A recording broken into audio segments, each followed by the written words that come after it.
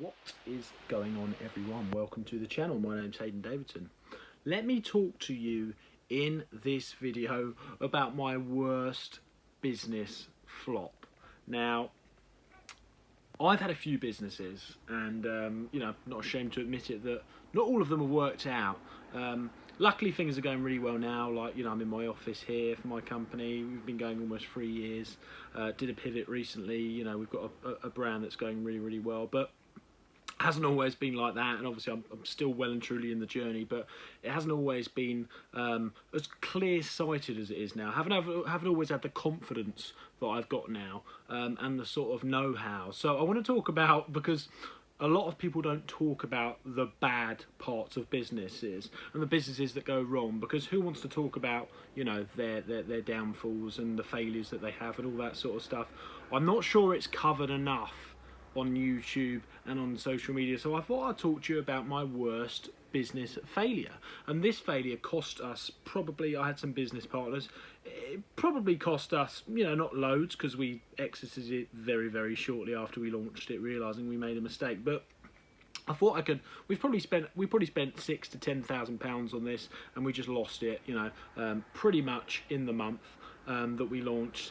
And that's only a small bit of money relatively. It's a lot to some. I just thought I'd run over the mistakes that we made, why it didn't work, so that it could help anyone else, and just talk about the bad ones, the ideas that don't work, the businesses that don't work, rather than just talking about all the successes. So let's get into it. So this business was a subscription box model. It was a subscription box business model that we were doing. So our idea and the problem that we were solving, and let me run into you why this didn't work, but the idea that we had, it was called Bare Essentials.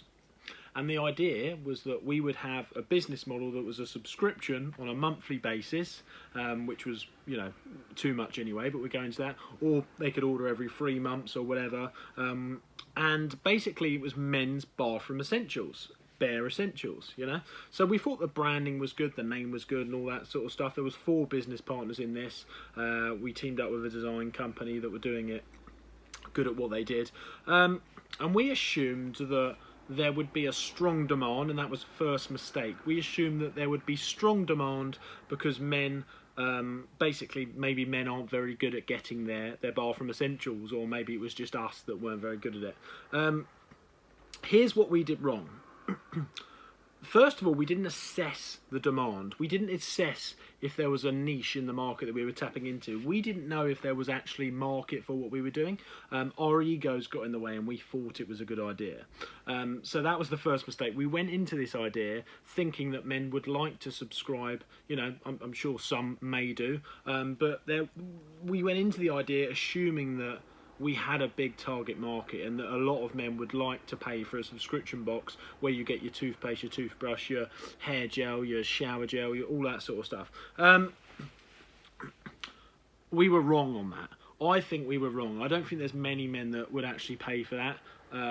Maybe I'm wrong, but we couldn't find many, put it that way. So that was the first mistake. We didn't assess demand. We didn't know if there was demand for it. So we were going in blindsided, hoping and praying on our egos. You have to get your ego out of the way. That's my opinion. That's the biggest lesson I've learned. You have to get your ego out of the way and actually figure out what the market actually wants. The market did not want that, and we thought they wanted it. So what I do now when I'm looking into business is say, would I like it? Okay, great. If I think it's a good idea, great. Some sort of passion there maybe is a good idea. But then you've got to take it to the market. You've got to find out if the market would want it, whether that's surveys, online surveys, polls, things like that, market research. What's the market? What's the demand? What's the what's the market revenue at the moment? Rather than just going in blindsided. So that was the big mistake we made. Second mistake was the quality. We were just buying stuff that you could buy from the supermarket. We were getting it from wholesalers, putting it in the subscription box and thinking that people would pay the extra because we've got to make money on the box to have that delivered. When people and friends said this to me when I was out, when I told them the idea, you know. Some that perhaps weren't, you know, as invested in the business world and understood it, thought it was a great idea. But the more people that were sort of switched on said to me, but won't people just buy that when they're getting the rest of their groceries and stuff in the shop, in the supermarket? And I sort of convinced myself they wouldn't, and you know, because once again, covered in ego, I assumed that I knew better. We all did. So we were like, oh no, that, you know, it's convenience. People would like to buy it, and yes, obviously convenience does come into it, but because there was no extra value in them, because they were just products that you can get from the supermarket, like Colgate toothpaste and stuff like that, it wasn't a very good idea. It just was a terrible idea, because you can buy it from the supermarket. There's no special. They're already in the supermarket getting their stuff, or they're already ordering online. So there's no, it's not like it's a special brand. It's a little bit different. When you've got branding of like a deluxe brand that you can only get from our subscription, maybe that would be different. Still don't think it would work, but that would probably be a better amount of demand from that. But yeah, that was the second mistake. You could get it from them. Third mistake we made was that we were very naive, and we literally paid, you know, we paid for 50 quid of Google Ads when we had the Shopify website, launched it. We were completely naive. We thought it was going to work straight away. This is me being completely honest, because a lot of people aren't honest about their mistakes in business. We assumed it was going to work straight away, so we launched it 50 quid on what's it called, Google Ads or whatever it was. This was about 5 years ago, so Google Ads was much better back then as well, much more bang for your buck. Got the website made. It was a beautiful website. No one subscribed in the first 50 quid, and we just instantly lost all hope, assumed it wasn't going to work and gave up, and then flopped it and all lost thousands of pounds. That was my worst business mistake. But I don't regret it, because I've learnt from it.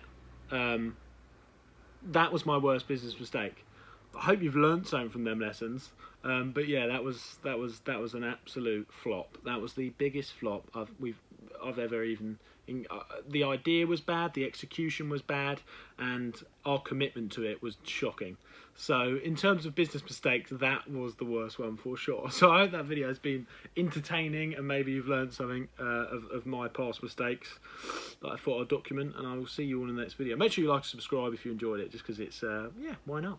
See you in a bit, guys.